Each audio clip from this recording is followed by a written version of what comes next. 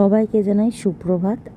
আর বড়োদেরকে প্রণাম আর ছোটোদেরকে ভালোবাসা নিয়ে আমি আমার ভিডিওটা স্টার্ট করছি নতুন একটা ব্লগের সাথে। তো এখন সকাল বাজে 8:30টার কাছাকাছি। আমি এখন স্নান করে ফ্রেশ হয়ে নিয়েছি। আজকে রাখি পূর্ণিমা, সবাইকে জানাই শুভ রাখি পূর্ণিমার অনেক শুভেচ্ছা, ওনার অনেক ভালোবাসা। তো স্নান টান করে নিয়ে আমি আগে ছেলেকে খাওয়াতে বসে গেলাম। ছেলেও ঘুম থেকে উঠে পড়েছে। তো ছেলেকে এখানে আমি এখন তো পিডিয়াশিওরটা খাওয়াচ্ছি না, টেস্ট পাল্টানোর জন্যে ওকে নিউট্রিফ্লেক্সের একটা দুধ বেরিয়েছে সাপ্লিমেন্ট টাইপের, ওটা দুধ দিয়ে খাওয়াই এখন। আর এটা হচ্ছে কুলফি ফ্লেভার, বাবু এটা খুব ভালো খাচ্ছে। ডাক্তারের পরামর্শ নিয়ে খাওয়াচ্ছি। তো আর এখানে দেখো রাখি কিনে নিয়েছি সব ভাইদের জন্য, দাদাদের জন্যে। তো আমার ছেলেকেও মা পড়াবে, তার জন্যও রাখি নেওয়া হয়েছে, আমার 2 দাদার জন্যও রাখি কেনা হয়েছে। সব মিলে এখানে 5টা রাখি আছে। তো এই রাখিগুলো পরানো হবে আর দেখাবো সেই সবগুলো তোমাদেরকে। অবশ্যই সারাদিন আজকে কী করি না করি সব ভিডিও নিয়ে তোমাদের সাথে আসলাম আজকে অনেক দিন পর, বিগত 10-11 দিন পর তোমাদের সামনে আসলাম।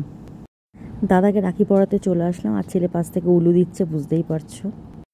এখানে ভয়েসটাকে মিউট করতে হলো, যেহেতু আমরা অনেক রকম আড্ডা হেঁটে মারছিলাম, সেইগুলো দিতে পারলাম না। আর সাইড থেকেও বাবু পক পক করছিলো বলে আরও বেশি সমস্যা হচ্ছিলো। দাদাকে এখানে রাখি পরিয়ে নিচ্ছি, দাদা জিম থেকে সবে এসছে, আমি ওয়েট করছিলাম ওর জন্যে। আর দাদাকে রাখি পরিয়ে দিই, তারপরে আমরা বেরোবো। আর এখানে আমি আমার রাখিটা পরিয়ে দিলাম। আর সোনালিদি বৌদিকে টাকা পাঠিয়ে দিয়েছিলো, বৌদি সেই টাকা দিয়ে একটা রাখি কিনে নিয়ে এসছে। আর রাখিটার মধ্যে না ফোনের সিম্বল, ফোন আসা যাওয়ার। তো আমার ছেলে বলছে এটা টিপলে ফোন হবে, আমি বলছি হ্যাঁ হ্যাঁ ফোন হবে, তুই করতে থাক। তো এই ছোটো পুচকি বেশ রাখিটাও বেশ সুন্দর, তা দুটোই পরিয়ে দিলাম। সোনালিদি বলেছিল আমাকে পরিয়ে দিতে, আর বৌদি বলছে ঠিক আছে তুই সোনালিদি হয়ে প্রণামতলা করে নে, না প্রণাম করে নে না, সরি, সোনালিদি আমার থেকে বড়, দাদা থেকেও বড়। তা বৌদি বলছিল তা এক কাজ কর, তাহলে দাদাকে আশীর্বাদ করে দে সোনালিদির হয়ে। আনছি মা আমার থেকে বড় হয় নাকি কখনো এরকম। তো যাই হোক, এ নিয়ে খুব মজা করছিলাম আমরা। দাদা আবার বলছিল আয়ুষ্মান ভব। আমি বলছি বাবা এই আশীর্বাদটাই দরকার, যা পরিমাণে জীবনে ভুগছি। তো এই বেশ মজা সজা করে ভালোই হলো, সময়টা কাটলো। অনেকক্ষণ ওয়েট করার পরে রাখিটা অবশেষে পড়াতে পারলাম, ভাবছিলাম যে পারবো কি না। এদিকে গাড়ি এসে দাঁড়িয়ে আছে, বেশিক্ষণ ওয়েটও করতে পারছিলাম না। আর বাইরে না ঝমঝম করে বৃষ্টি আসার মতো একটা ওয়েদার হয়ে আছে, পুরো মেঘলা মেঘলা একদম ওয়েদার। জানি না কপালে আছে কিনা ভেজা, মনে হয় ভিজতে হবে। আর দাদা সেটাই বলছিল যে সবাই আশীর্বাদ করো, ছোটোরা ভালোবাসা নিয়েও বড়োরা আশীর্বাদ করো, রাখি পূর্ণিমার শুভেচ্ছা জানাচ্ছিলো দাদা, সেটা আমি ইউজ করে দিয়েছিলাম। তো এই নিয়ে একটু দাদা মজা করছিল, কী সব বলছিল উল্টোপাল্টা কথাবার্তা। তা এই নিয়ে আমরা আবার বললাম কী ভুলভাল বলছিস তুই, হ্যাঁ। এই নিয়ে আবার শুরু হবে ঝড়। আর যাই হোক, বেশ মজা করে দিনটা কাটলো আজকের। তোমাদের রাখি কেমন কাটলো অবশ্যই তোমরা জানিও। আর এই রাখি ভাইফোঁটা মানে তো ভাই বোনের দিন, বছরে 2বারই আসে সুন্দর মুহূর্তগুলো। আর এরপরে তো সামনে আসছে আবার ভাইফোঁটা রাখির পরে। তো আমি মুভি দেখতে যাবো বলে বৌদি বলছে কোথায় যাবি বলে দে দাদাকে, আমরা মুভি দেখতে যাবো। দাদা তো বলছে যে হ্যাঁ ওই মুভি দেখতে যাবি, কার্টুনের মুভি। আমি বললাম যে হ্যাঁ বাবুর জন্যই যাওয়া, আসলে আমার ইন্টারেস্ট নেই বই দেখার, কিন্তু বাবু ছোট বলে, বাবু ঠাকুর দেবতা ভালোবাসে বলে বাবুর জন্য এই বইটা নিয়ে যাওয়া হবে। সেই সব নিয়ে কথাবার্তা বলছিলাম। আর সত্যি করে বলতে বইটা খুব ভালো লেগেছিলো। বাবুর জন্য গেছি তো কী হয়েছে, আমার বইটা খুবই ভালো লেগেছে। একটু অ্যানিমেশন টাইপের, কার্টুন টাইপের বই, সুন্দর বইটা। তো আমি আবার সাইয়ারাটা দেখার খুব ইচ্ছে ছিল, তো সাইয়ারাটা দেখবো বলে আমি আবার বললাম, দাদা বলেছে হ্যাঁ ওটা আমি মোবাইলে দেখে নেবো। তাই আমি বললাম যে দেখ আর কি করা যাবে। দাদাদের সাথে খুনসুটি করে চলে আসলাম ঘরে একটু চা খেতে। চা আর চিড়ে ভাজা খাবো সকালবেলার টিফিনে। তো এটা খেয়েই বেরোবো আমরা, একটু কাঁচরাপাড়ার দিকে যাওয়ার কথা আছে। হাজব্যান্ড বললো আসো, অনেকদিন মুভি দেখা হয় না, টাইম কাটানো হয় না, তো আজকে সেটার জন্যই ডাকলো আমাদেরকে, গাড়ি পাঠিয়ে দিয়েছে। তো গাড়িতে করেই যাব। আসলে ট্রেন পথে গেলাম না, বৃষ্টির দিন, তার মধ্যে হাজব্যান্ড বললো তুমি আসো, তোমার সাথে একেবারে বাড়ি ফিরে যাব, তাই জন্য গাড়িটা বলা হয়েছে। তো যাই হোক, গাড়ির মধ্যে কাঁচ ঢাকা গাড়ি, কিন্তু বাইরে প্রচুর বৃষ্টি পড়ছে। বাড়ির সামনে থেকে বৃষ্টি শুরু হয়েছে, তাই ভিজে গেছি গাড়িতে উঠতেই। গাড়ি তো আমাদের গাড়ি তো বাড়ির গলিতে ঢোকে না, তাই বাড়ির মোড়ে মাথা দাঁড়িয়েছিল, ওইটুকু যেতেই পুরো ছেলে আর আমি পুরো ভিজে গেছি। তো বাবুকে যে টোটো নিয়ে যায়, সে টোটোর মামু বাড়ির সামনে দিয়ে যাচ্ছিলো, তার গাড়িতে করে মোড় অবধি গেলাম, বাড়ির সেই মোড়ে গিয়ে তারপরে গাড়ি ধরলাম। মানে গাড়িতে উঠলাম, গাড়ি ধরলাম বলছি কেন। তো ছেলে এখানে দেখো মস্তি করছে, আর ড্রাইভারের দাদাটা যে রয়েছে, দাদাটার সাথে খুব ভালো আমাদের সম্পর্ক, বহু পুরনো আর খুব ভালো হাত গাড়ি চালানোর। তো দাদা গাড়ি চালাচ্ছে, আমি মাঝখানে ছেলেকে নিয়ে বসে আছি। আর এই তো আমরা যাচ্ছে এখন কল্যাণীর মানে কাঁচরাপাড়ার উদ্দেশ্যে। কল্যাণীতে সিনেমা দেখতে যাবো, যেটা বিদ্যাসাগর মঞ্চ, সবাই চেনো অনেকেই।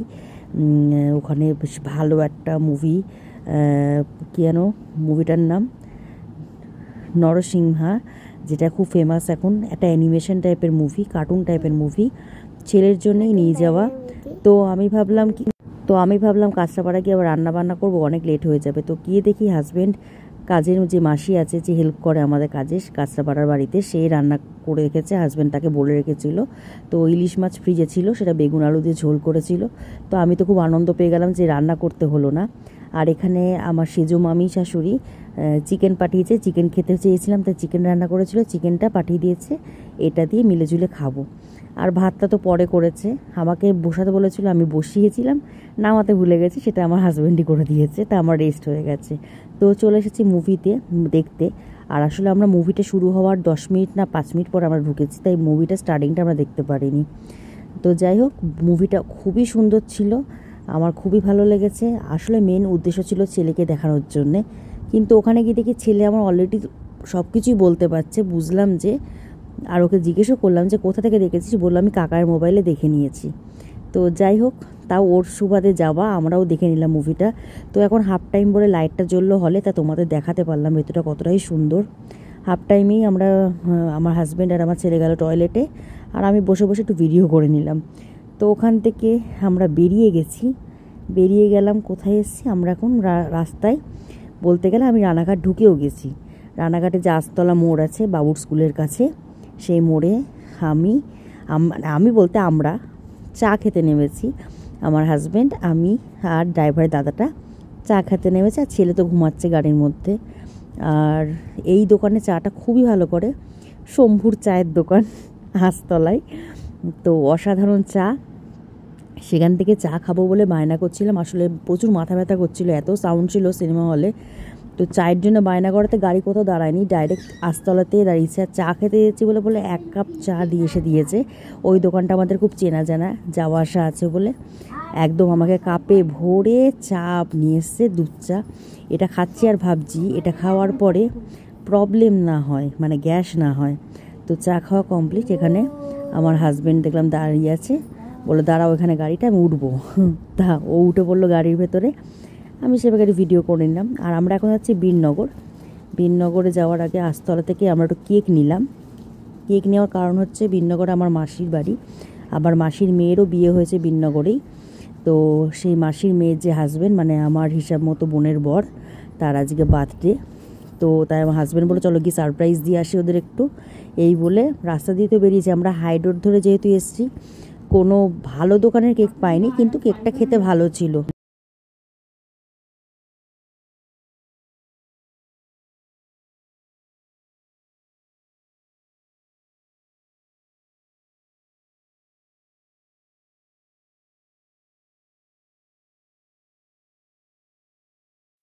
তো এখান থেকে আমি কেক নিয়ে নিলাম। তো কেকটা ভালোই ছিল, কোম্পানির কেক না তো কী হয়েছে, মানে সেই নাম করা কোম্পানির নয়, কিন্তু ভালো ছিল কেকটা। তো এই দেখো কেকটা দেখতে কতটা সুন্দর। আর আমরা ওর বাড়িতে চলে এসেছি। আর দেখো আমার বোনের বর, আমার হাজব্যান্ড বসে বসে গল্প করছে, আর আমি ভিডিও করতে ব্যস্ত।